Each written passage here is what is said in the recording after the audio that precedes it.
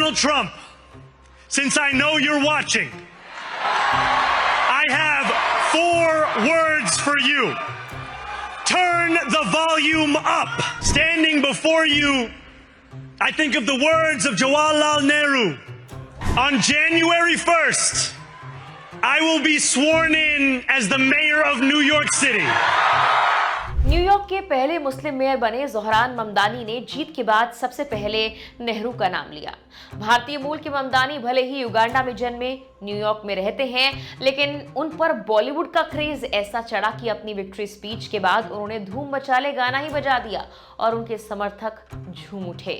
लेकिन ममदानी ने नेहरू पर क्या कहा और कैसे उन्होंने जीत के बाद ट्रंप को भी चेताया, जबकि ट्रंप ने तो यह कहा था कि ममदानी जीत गए तो न्यूयॉर्क के लिए फंडिंग रोक देंगे।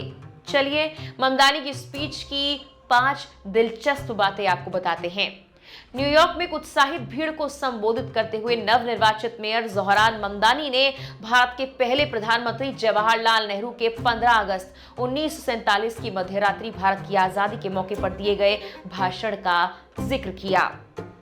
ममदानी ने नेहरू के शब्दों को दोहराया, इतिहास में ऐसा क्षण बहुत कम आता है जब हम पुराने से नए की ओर कदम बढ़ाते हैं।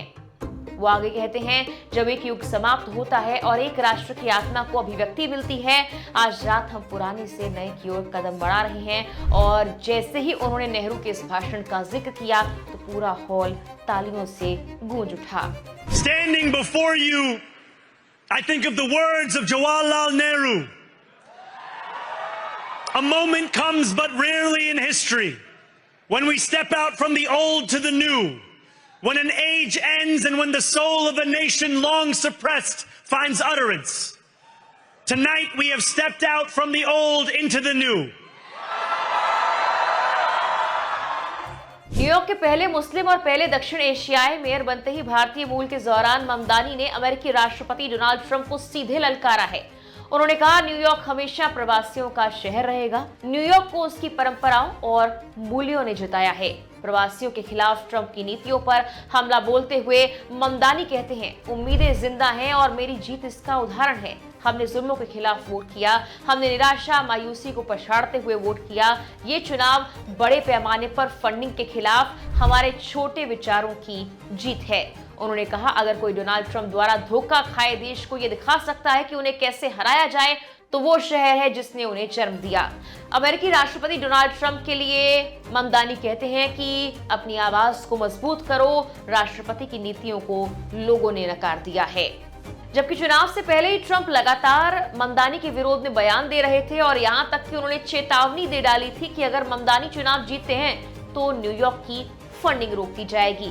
ट्रंप ने एक पोस्ट में यह भी कहा था कि राष्ट्रपति के रूप में बुरे के पास अच्छा पैसा नहीं भेजना चाहता, राष्ट्र को चलाना मेरा दायित्व है और ये मेरा दृढ़ विश्वास है कि ममदानी के जीतने पर न्यूयॉर्क शहर एक पूर्ण आर्थिक और सामाजिक आपदा बन जाएगा। उनके सिद्धांतों का 1000 से ज्यादा साल से परीक्षण किया गया है और वो कभी भी सफल नहीं हुए हैं। ट्रंप के साथ मस्क ने भी ममदानी का विरोध किया था। जबकि ममदानी की इसी स्पीच की सबसे दिलचस्प बात यह रही कि जैसे ही ममदानी ने अपना भाषण खत्म किया, साल 2004 की बॉलीवुड हिट फिल्म धूम का शीर्षक गाना पूरे हॉल में गूंज उठा। इसके बाद और भी कई तरह के गाने वहां बजने लगे। माहौल देखने लायक था।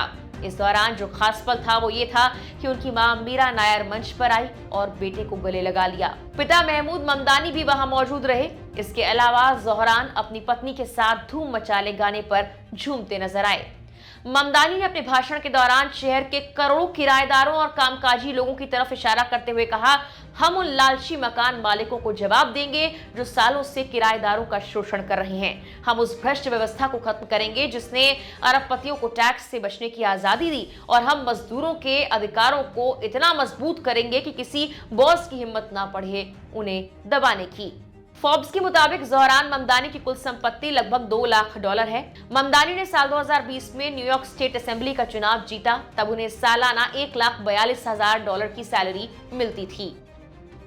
वो फिलहाल न्यूयॉर्क के एस्टोरिया इलाके में किराए के घर में रहते हैं। उनका किराया $2,250 प्रति माह है।